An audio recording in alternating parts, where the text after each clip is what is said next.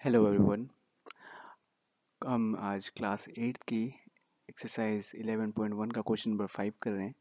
ये question actually में क्या कह रहा है अब देखिए। ये आखिरी क्वेश्चन इस एक्सरसाइज का। An ant is moving around a few food pieces of different shapes scattered on the floor. For which food piece would the ant have to take a longer round? Remember, circumference of a circle can be obtained by using the formula. अब मैं देख रखा, हमें पता है circumference का formula है, ये 2 पाई r होता है, where r is the radius of the circle. Okay, ये एक चीटी है। ये चीटी जो है यहाँ से इसमें चलिए, पहला पार्ट ऐसे ऐसे चलिए, ठीक है। तो गाइज एक चीज़ आप याद रखिएगा, सर्कल का जो सर्कमफ्रेंस होता है वो होता है सी इज इक्वल टू जो होता है वो 2 पाई r होता है। पर ये पूरा सर्कल नहीं है, ये आधा सर्कल है, ठीक है। और जब आधा सर्कल है पर चीटी आधा आधा सर्कल नहीं चली है, चीटी जो है एक्चुअली देखो सेमी सर्कल का जो होता है, सर्कल का जो पेरीमीटर होता है यानी कि सर्कमफ्रेंस जो होता है वो होता है πr। ओके, तो πr किसका होता है, देखो बस इस पोर्शन का होता है πr, बिकॉज आधा ही है ना सर्कल, आधा ऐसे मिलाऊंगा तब आधा हो जाएगा, तो कंप्लीट हो जाएगा। अगर काटा है किसी ने सर्कल को आधा यहाँ से ऐसे और ऐसे, तो ये वाला जो पोर्शन है, ये वाला ये सेमी सर्कल, ये वाला उसका पार्ट नहीं है, यानी कि इसमें फिगर में ये वाला जो 2.8 है इसका पार्ट नहीं है, ठीक है। तो इसको मैं अलग से ऐड करना पड़ेगा, ठीक है। तो अब देखिए गाइस, तो मैं वैल्यूज पुट करता हूँ। इसका डायमीटर 2.8 है, तो 2.8 का हाफ 1.4 होता है रेडियस, तो इसका वैल्यू जो पुट करूँगा तो वैसा होगा 22/7 इंटू 1.4। तो मैं 7 से कैंसिल आउट कर सकता हूँ, ये आएगा 0.2।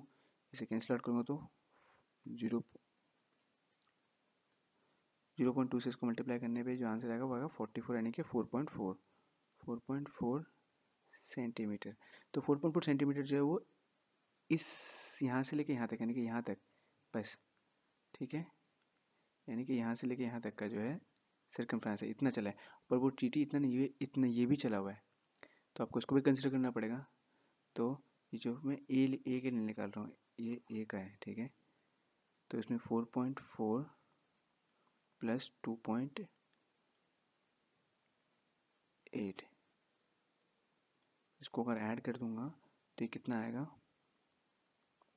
ये आएगा 8 और 4 12 का 2 हासिल 1, 2 और 4 6 और 1 7, यानी कि इतना सेंटीमीटर वो ए के लिए चला है। अब आते हैं बी केस में, हम बी केस में आते हैं। तो बी वाले में क्या हुआ है, मैं इस फिगर को मिटा देता हूँ। बी वाले केस में चीटी जो है एक्चुअली में ऐसे चली है, ये ऐसे, यानी कि सेमी सर्कल चला है। यदि आप गौर से देखें तो सेमी सर्कल प्लस फिर ये उसने एक रेक्टेंगल का 3 साइड चली है, वो ये वाला साइड नहीं चली है, इसमें ये कंसिडर नहीं है। तो यानी कि इसका जो यहाँ पे जो लेंथ निकालेंगे ये ऐसे होगा, यहाँ पे जो टोटल लेंथ निकलेगा, मैं इसको ऐसे थोड़ा सा ऐसे कर देता हूँ। टोटल लेंथ जो निकलेगा यहाँ पे ये हो जाएगा, ये 1.5 है, ये देखिए 1.5, तो ये भी 1.5 होगा, और ये 2.8 है तो ये भी 2.8 होगा, तो दैट मीन्स कि ऐसा हो जाएगा 1.5 प्लस 2.8, ये 2.8 ये वाले की बात कर रहा हूँ मैं, इस वाले की, 1.5 प्लस 2.8 प्लस फिर 1.5 प्लस 1.5 और प्लस ये सेमी सर्कल।